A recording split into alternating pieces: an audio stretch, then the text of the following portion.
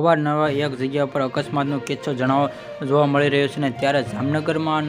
લાલપુરમાં પંથકમાં અકસ્માત સર્જાયો હતો અને ઉલ્લેખમાં 3 પાટિયાનું લાલપુર રોડ પર અકસ્માત સર્જાયો અને આ અકસ્માત એક વ્યક્તિનું મોત નીપજ્યું હતું અને જેના લાલપુરમાં પંથકમાં જાનૈયા ભરેલી આઈસર પલટીમાં મારી ગયા હતી અને જેના કારણે આ અકસ્માત સર્જાયો હતો અને લાલપુર પંથકમાં ધારામખંડ પાસે અકસ્માત સર્જાયો. આ અકસ્માત 10થી વધુ ઘાયલ થયા હતા અને એકનું મોત નીપજ્યું હતું અને લાલપુર પંથકમાં ધારામખંડમાં પાસે આ અકસ્માત સર્જાયો હતો અને જે ઇજાગ્રસ્ત ભાડવડમાં આ જામનગરમાં ની જીજી હોસ્પિટલ ખાતે સારવાર ખર્ચ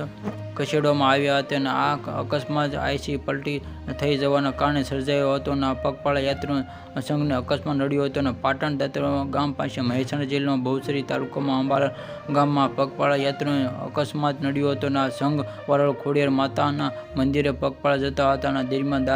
દાંતરવાડા આ ગામ પાસે અજાણ્યા આઈસરમાં ટ્રક